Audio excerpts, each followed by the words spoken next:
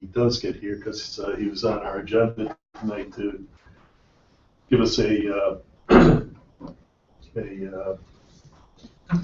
draft of our NMC charter mission statement that I asked him to work on last month. He didn't get around to it last month, so if he doesn't show up tonight, I'm going to have to defer that again another month till. So anyways, we'll get to that point a little bit later. Other than that, I'd like to welcome Selectman Muratori here, who's here in place of Mr. Mahoney, who had another commitment today. So welcome back. Yes. As maybe our energy folks here are not aware, Matt was our liaison to the Nuclear Matters Committee for about 3 years, Matt, was it? Before Matt became chair of the Board of Selectmen.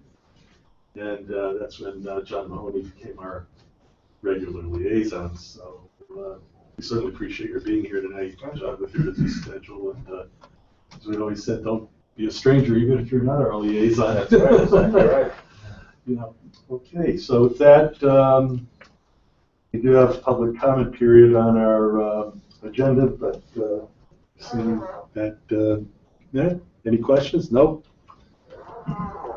So we'll get on to plant status update with Mr. Noyes. Mr. Frosting, Oh, yes. information.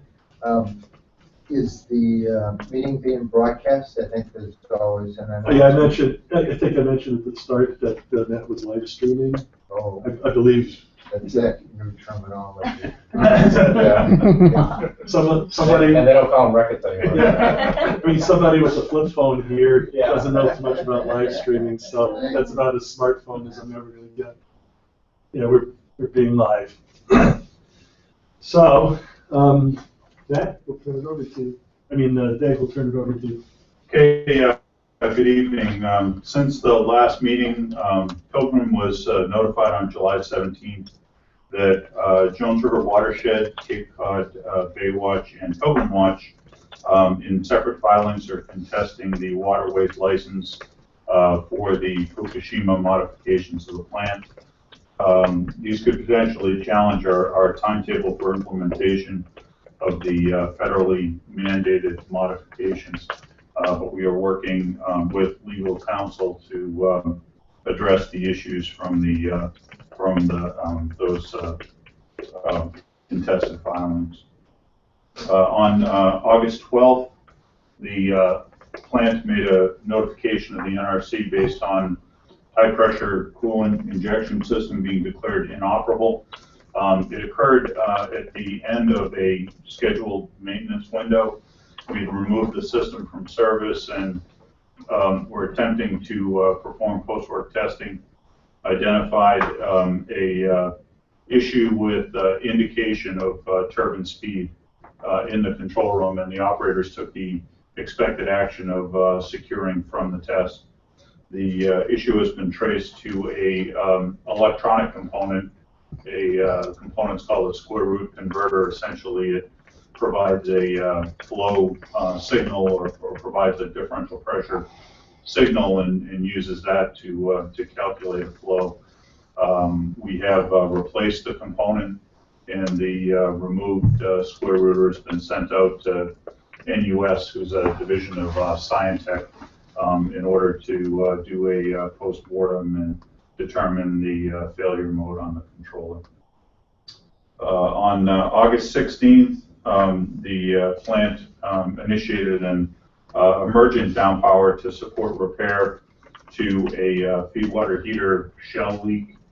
Feedwater heaters are basically tank components that are designed for the to improve the efficiency of the plant by preheating the feedwater and condensate as it makes its way through the cycle and is injected into the reactor vessel as part of normal feed. This particular feedwater heater was part of the condensate system, so it's a low pressure heater, operates at 60 pounds steam pressure.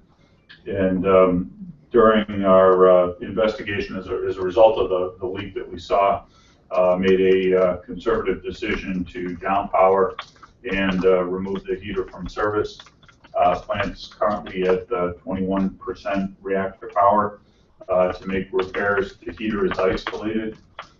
We've identified that the leak was approximately a 30-inch linear inclusion on the shell of the extraction steam side of the heater that was blowing intermittently across that 30-inch linear inclusion. That's approximately, the heater itself is about 12 feet in diameter, so that's roughly about 5% of the circumference of the heater shell. Was not in danger of failure of structural integrity of the heater or the potential for release of a large amount of steam to the environment. We will remain at approximately 20% power until we've made repairs, including assessing the extent of condition. We expect this to be days rather than weeks, and then we'll reassign to 100% power. Dave, is this the sort of thing like you're driving a car, geez, we got a flat tire, or, you know, is it something that during the routine O&M, there's nothing seen that might have been seen? How do you see this? Yeah, it was initially identified by operations. The heaters are located in the condenser bay, but so because of high radiological conditions in that area of the plant, operators surveil that equipment with cameras. Okay. It was picked up during one of those camera observations by an operator. Mm-hmm.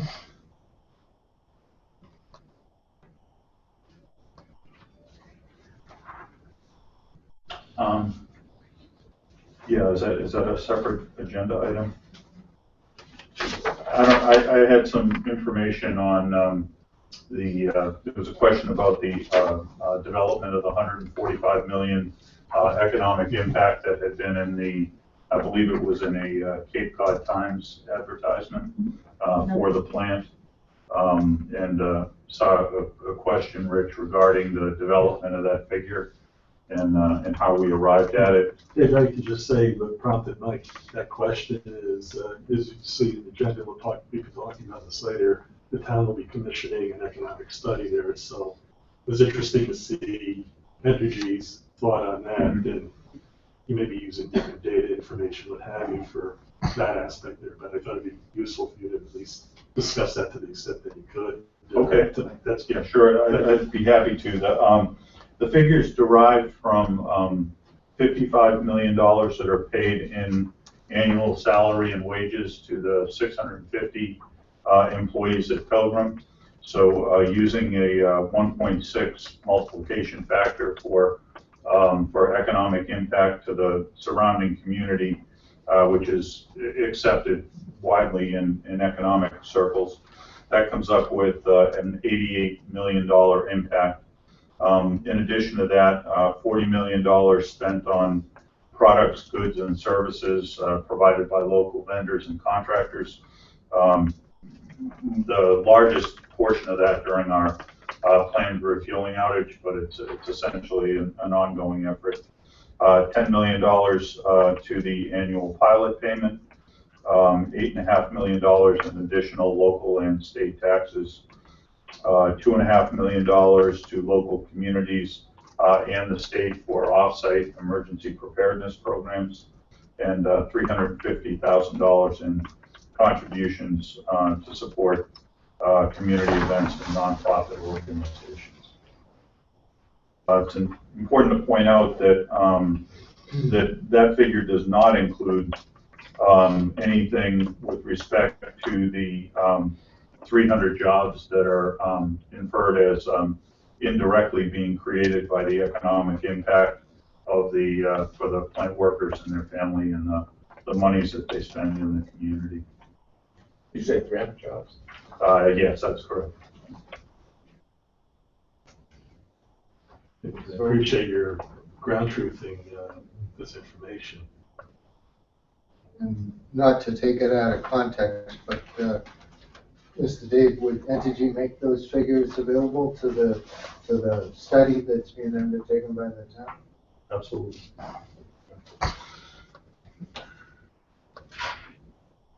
Okay, anyone on our committee have any comments or questions on Just, today's update? well, just to go back, two subjects. On the waterways permit, this would be for the Good Selectman moratorium certification. That same license application that had already gone through the town of Plymouth, the Conservation Committee, and been approved. That's correct. Yeah. And these would be the moorings that would be used in the event of beyond design basis, like a Fukushima type event, that either the plant, as you presented back last year before the Board of Selectmen, either the operators at the plant with their pumps, diesel-driven pumps, or local firemen would actually draft from these floating sections. Yeah, and the thing that is frustrating about it in large sense is that the submittals are really referendums on the relative merits of nuclear power, not on the individual waterways license itself. So it's difficult to be spending a lot of time and expense, rehashing or readdressing a lot of the concerns that have come up in other venues. Do you look at this as basically a delay then in Entergy trying to implement the Flex program in accordance with theirs? It certainly has that potential. We can't move forward with deployment and installation of the outhaul system until we have the waterways licensing in place to do that. And all of the system has to be fully installed prior to our next refueling outage. So if nothing else, it will impact our schedule for performing it. We have laid out the schedule for all of our modifications and expected it to be done in advance of our refueling outage. This will certainly delay elements of it, and we'll have to make adjustments to our schedule. I have a related question, and maybe for Matt's edification. Matt, about a month or so ago, I believe, during one of our meetings, we were talking about EPA's final 40 CFR Part 316B regulations, which basically had to do with the Clean Water Act, and this has been delayed for a number of years in terms of refinalizing this rule. And how it relates to Pilgrim, it has to do with this National Pollution Discharge Elimination System that runs through cooling that takes place at the plant. And some questions have come up in terms of enforceability, what's going to be required, if anything, mitigation, what have you.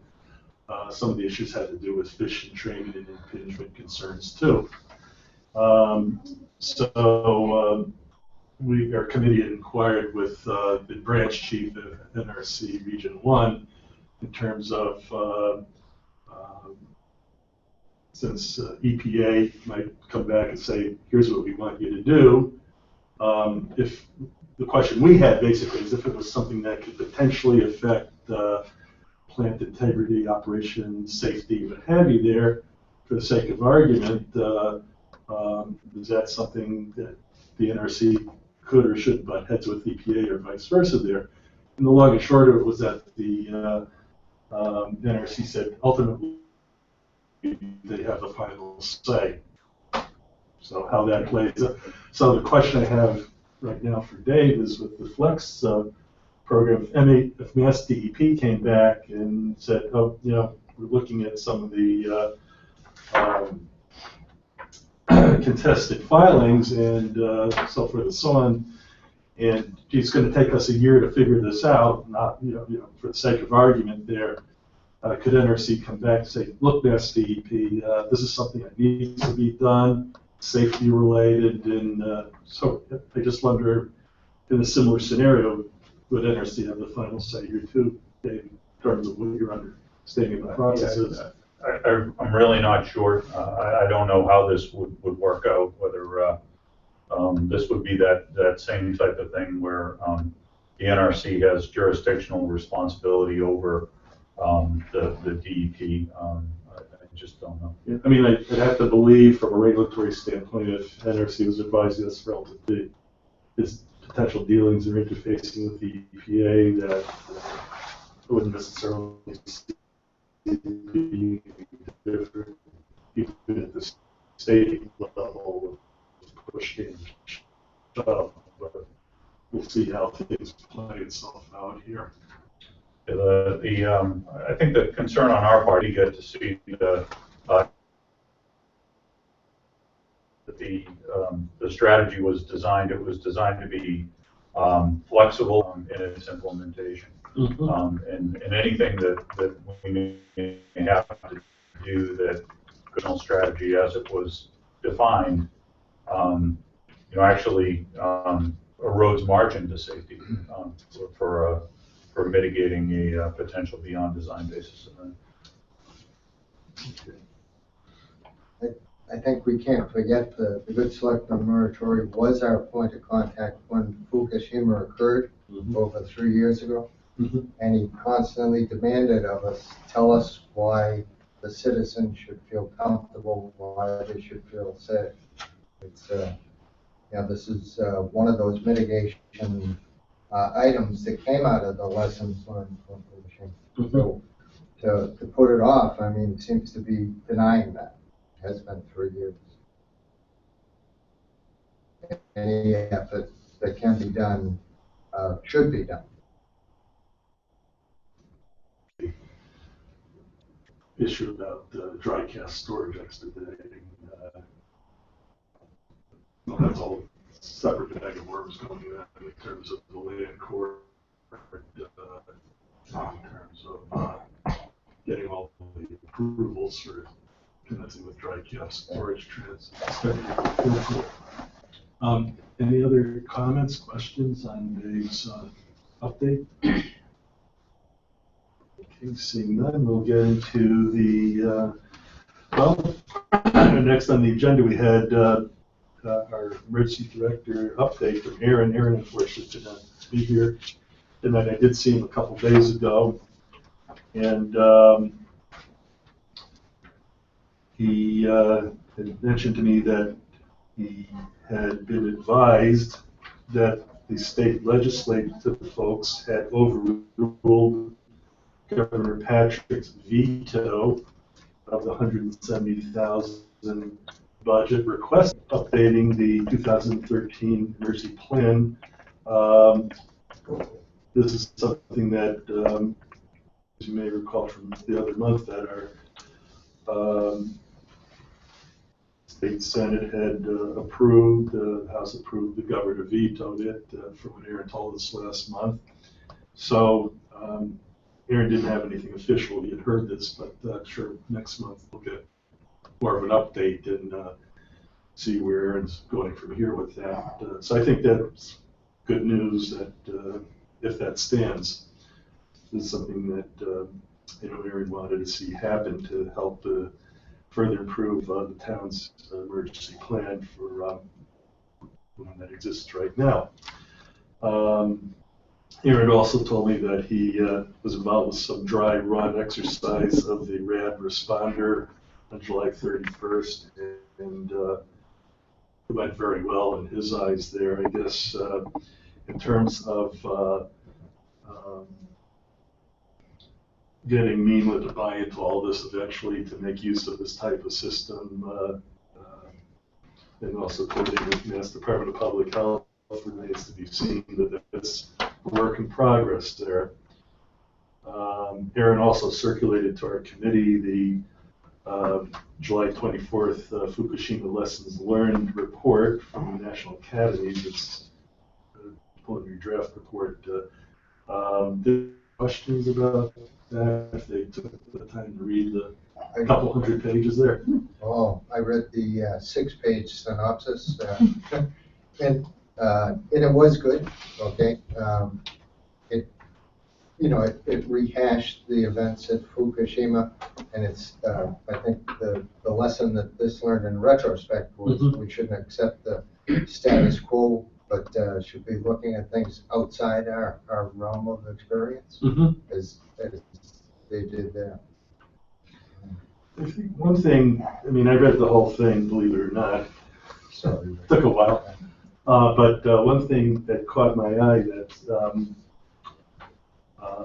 the authors were talking about NRC and FEMA in terms of being the primary federal agencies for radiological emergency preparedness in the U.S. and how they coordinate with one another. There's a statement that said it is not practical for emergency plans to address every possible combination of events, no matter how unlikely, or to present every possible action that can or should be taken in response to an evolving event. Instead, a planning basis is available for nuclear power plant events in the U.S., and it's described, and it just goes on and so forth. And I thought that was pretty relevant because a number of the filings regarding emergency preparedness, flex, I've been reading. I was copied on a letter that was sent to the Democratic candidates, identifying a number of concerns and issues associated with the Pilgrim nuclear plant and nuclear power in general. There was building upon scenario after scenario after scenario in terms of, well, if all this happens and this and that, and right and left and up and down, and at least in terms of the folks who govern this whole thing, whether people like it or not, this is how they feel this should be handled there. Just the idea of trying to develop a emergency plan to address every conceivable scenario there, just according to their eyes, will just not be practical or time and cost effective there. It doesn't mean you don't try to mitigate, you don't try to prepare, you don't try to, but just in terms of how this process is done. I thought that was a useful statement that they included in there. Not everyone will agree with that, but that's the way it is. Paul, any thought on that? I think what you said is true. What they were, it seemed to me it was analogous to they teach that command and control in the fire departments now, in the public safety, as to it doesn't matter whether it's the train turned over or whether the truck ran into a wall or whether it itself and split open. You still have to have incident control. You have to have a command and control structure. You have to have communications established, and you have to have your evacuation routes for no matter what the cause is. Mm-hmm. So a lot of those that skeleton should be in place and should be practiced, and then whatever the symptoms display themselves for whatever the danger is, you can still employ your mitigation strategies. Mm-hmm. And that's what I think they were trying to relate. Mm-hmm. Good point. Thank you, Paul. Any other comments on emergency management considerations? Okay, we'll move on to old business. And the only item I had here was, we still have an open seat since Bob Morgan had resigned back in late June. I understand that there was an application sent, I guess, to you, Paul, someone who had retired from Entergy. He called me, yes. And yes, he was interested in the opening. Yeah, so he submitted that to Tiffany, or? I forwarded it Okay. to Charlie. Right, and Tiffany forwarded the information to the individual. He, in return, has submitted a letter of intent and the reason why he would like to become a member, Okay. as well as his resume. That was, do you know if Tiffany was going to advertise on the town website? I believe she had already. Because I looked today, and it's still, that's June 20th, that closes July so-and-so, so I don't believe that was updated, if I'm looking in the right spot where Okay, the openings let are. me check. When did Bob resign? Back in late June, I believe. It was about a week, I think, or so after Jeff and Rich Grassi were reappointed. Okay. And I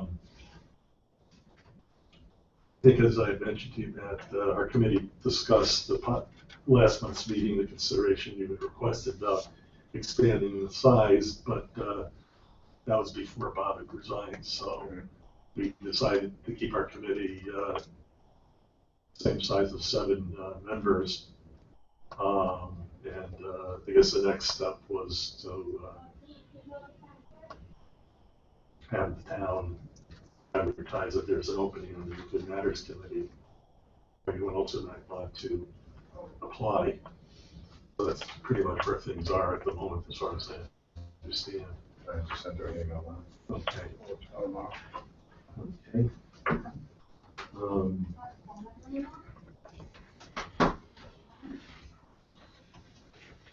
Okay, did I miss anything in old business that anyone wants to bring up? And I know one of our subjects under new business is the good Mr. Muratori talking to us about the availability of this UMass study for the town of Plymouth. And I would ask the chair's indulgence. You had charted myself previously to look at the 1988 study. Correct. And I had made my comments on the study itself, plus I had put together a number of points, and I was hoping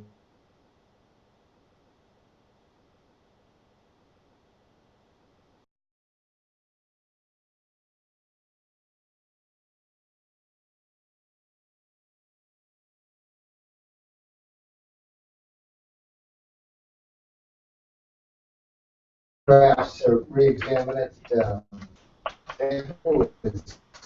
Selectman Mahoney had asked for comments. One for press.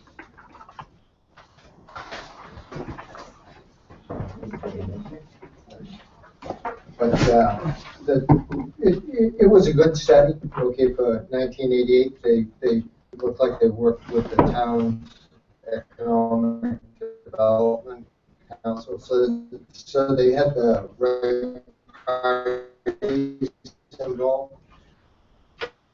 And I certainly agree with their, and one of their major points was the predicted average tax figure, because the pilot is about 10% of the tax revenue coming into the town.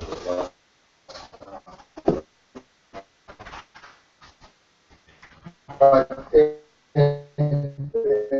and although it's less, the 10% now is inflated, so that the average tax bill, which would have gone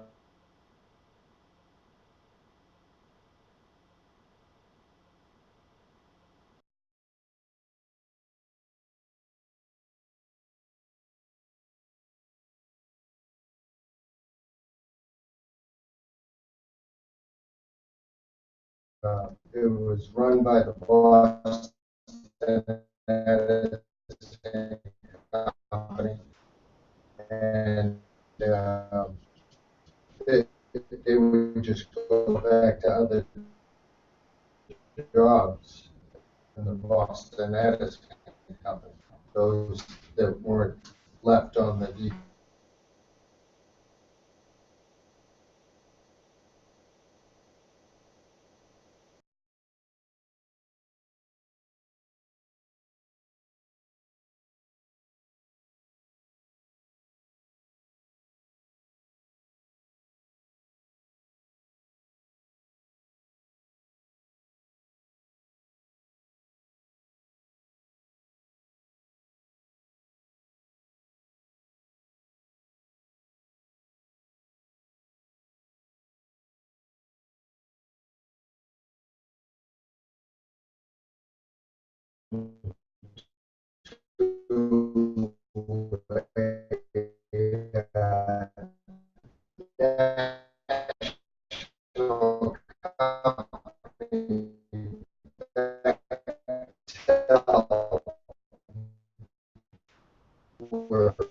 Were great money went from company to pay for